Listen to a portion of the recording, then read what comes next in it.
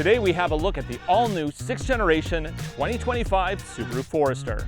That's coming up right now on Driving Sports TV.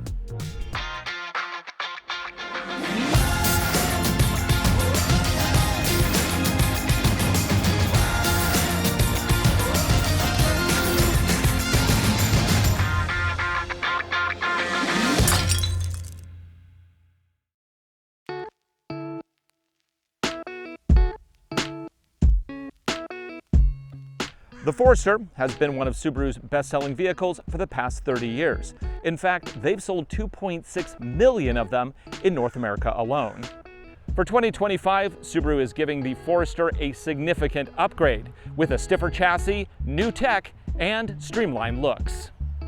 This is the all-new 2025 Subaru Forester. Today we're going to take a look at two different trims, the Sport, which is white, and then this Touring, which is a top-level trim, and it's painted in a new color, River Rock. Looks kind of nice. On the outside, you can see this is a totally different Forester, but of course the basic idea is still the same. Here we have functional aerodynamic improvements, even more pronounced haunches. It has a new front nose that looks like it might be related to a Range Rover, and of course it looks wider even though it's not. The basic dimensions are still the same. The chassis is stiffer and lighter, which should yield better handling overall. A new frame construction technique and sound deadening should also yield a quieter ride. Roof rails are now standard across all trims. Under the hood is the same 2.5-liter Boxer engine. This produces a peak 180 horsepower and 178 pound-feet of torque. Of course, symmetrical all-wheel drive is standard, as is a continuously variable transmission. Premium and up trims get paddle shifters to emulate an 8-speed automatic. Sport and higher trims get the dual-function X-Mode off-road traction system. Lower trims get single mode. All versions of X-Mode also include hill descent control. Even though this one does have the standard 2.5-liter Boxer motor, do note that a hybrid is coming. They wouldn't tell us anything about it, they just said it is coming. Of course, we also expect that there'll be a wilderness version of this vehicle, but that has not been officially announced yet. Another significant change includes the dual pinion steering rack, which is borrowed from the WRX for a more precise steering feel. And of course, all trims still get active torque vectoring and SI drive. In terms of safety, the Subaru EyeSight system is standard. This includes adaptive cruise control with lane centering, along with collision mitigation. New on the Forester is available Emergency Stop Assist, which will pull the car over automatically if it detects the driver is incapacitated. That's pretty cool. That enhancement comes on vehicles equipped with blind spot detection and lane keep assist. Moving down the side, you see this one is equipped with bronze wheels. One thing I really like is that the wheels tie in with a color accent on the side lower kick panel, which is neat. But now let's move to the back. Oh, symmetrical all-wheel drive right here. It's interesting. In the back here, Forester is now a relief in the trim, which is kind of neat. It's kind of like a Ford style thing that they've done there. And then this is, of course, a sport trim. There is a foot sensor now for a kick rear gate, but it doesn't work on this pre-production vehicle. It will work at the time of sale, though. Let's open it up. Yeah, looks like a Forester on the inside. What do we get for a spare? We get, keep digging. Yeah, there is a partial spare down there, but lots of room. I imagine that the wilderness version, when they finally make it, will have no problem fitting a full-sizer down there. We also get a rubber floor mat on this trim level, and then we get these little screw-in mounts on the side, which is neat. 12-volt power. Yeah, that's pretty good. Oh, and this one also has the Harman Kardon speaker system with a sub in the back. With all the seats folded flat, you get 74.4 cubic feet overall, just a little bit more than the outgoing model. Well, let's see if you can sleep in it. Oh yeah, we still have a flat back here, which is nice. Lay down, totally. I'm 6'1" and I fit. Now granted, you have a hole where your footwell is, but that's okay. Definitely workable.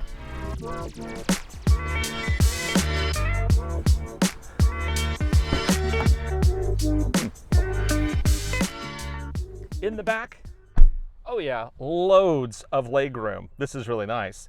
Down here, I do get USB-C and a USB-A power socket. Over here, we have a fold-down armrest that includes 2 cup holders. Yeah, this is actually really nice. Let's see, does it tilt or slide? No, it does not. But that's okay because this is actually a really comfortable position.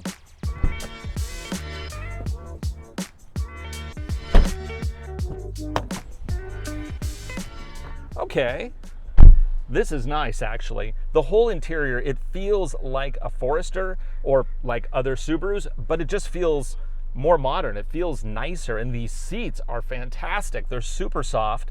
Now recently I did drive the new 2024 Crosstrek Wilderness from Utah all the way back to Washington State. And when I did, it was super comfortable, and a lot of that is thanks to this new seat design that is also in the Crosstrek Wilderness. Here, yeah, same thing, feels fantastic. And now this is the sport trim, so it does have the StarTex material, which is a synthetic leather. I actually really like this material. I think it wears really nicely. The steering wheel is the same. We have some more of that like copper accent here, which I really like. It's nice moving from the more kind of showy bright colors and going with a little more sophisticated look here. But we have a leather wrapped steering wheel. We get paddle shifters at this trim level. And yeah, it is a CVT, but this will emulate an 8-speed automatic. The gauge cluster is very similar to the current Subaru lineup, nothing new there. We still have physical gauges on the left and right with a multicolor in the middle. But I actually really like that setup. I have no problems with it.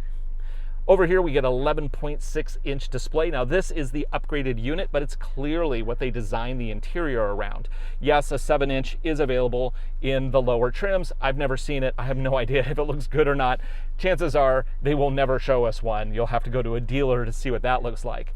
But this system is very modern, and actually in early days of Subaru's big touchscreens, I didn't have a lot of luck with, being consistent and working all the time. However, with my recent road trip where I drove across the country, yeah, I had no problems. It worked great in the Crosstrek Wilderness, and basically it's the same system here. We have all your aircon in the lower with seat warmers, which is nice. Oh, and seat coolers, ventilators will finally be available in the touring trim of this new Forester, which is a nice add. We do get multi-zone climate at this trim level, and lots of options here. You can also add your own shortcuts. We get a little screen up here to switch between little informational bits, and this is also where X mode is selected. I do prefer it when they have a physical dial. The old Forester had a nice physical dial, but they've gone software. I get it. I don't like it, but I get it. And up here we can switch between dual X mode. We have snow, dirt, and then deep snow and mud, which we of course will test thoroughly with this vehicle when we finally get one and put it onto our test course. What else do we have here? Oh yeah, backup camera. Has that been upgraded? No, it's the same low resolution backup camera they've ever had. It does have rear auto braking and parking sensors at this trim level. That is nice. And they do give us some physical buttons for some of the regular stuff like temperature control, air conditioning, volume, and tuning knobs. So those are all good there. Now this vehicle doesn't have it, but the upper trim Touring does finally offer a surround view camera system. Yes, on a Forester. That's fantastic. I can't wait to try that out. This, of course, also supports wireless Apple CarPlay and wireless Android Auto if you have a device that runs that. And then down here, we get an optional charging pad, which is nice. Still get that piano black surround, but I kind of like the overall design. It's simple, it looks good, it's functional. Like a little parking brake here. I like this little like hex design they have on the dash. It's just overall a really nice, purposeful interior. And of course we have a massive sunroof, which is great. Yeah, so that's the inside. We don't get to drive it today, unfortunately, because this is a pre-production vehicle that is being shown at the LA Auto Show. But we should be able to start driving these in early 2024, probably. So we will definitely tell you how well this not only looks, but how well it actually works in the real world.